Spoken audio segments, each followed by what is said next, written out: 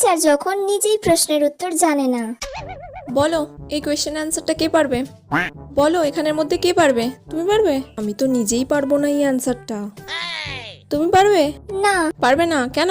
পড়াশোনা করো না? কি করতে স্কুলে এসে বসে থাকো? এই তুমি বলো। দূর বাবা, কেউ তো একটা উত্তরও বলতে পারছে না, আর কতক্ষণ এইভাবে চালাবো?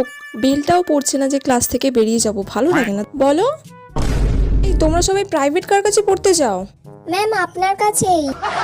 ঠিক আছে, তুমি বাদ দিয়েও তো এতগুলো স্টুডেন্ট আছো, তার মধ্যে কেউ বলতে পারছো না? ম্যাম আপনিই বলে দিন। আমি কেন বলবো? আমি বললে তো তোমরা সবাই এমনিই জেনে যাবে। তাহলে তোমরা কি করো বাড়িতে? উফ, কি জ্বালায় পড়লাম রে বাবা, কেউ তো একটা বল। সব গাধা, আমিও গাধা, তার সাথে তোরাও গাধা। বলো। নিজে তো জানি না, যা বললো তাতেই হ্যাঁ বলে দিই। শুনলে কি বললো? তুমি কেন পারলে না? শুনে নাও ভালো করে, কালকে যেন কোয়েশ্চেনটা ধরলে তুমি পারো, ঠিক আছে? উফ বাবা, এতক্ষণে ঘন্টা পড়লো, তাড়াতাড়ি পালাই।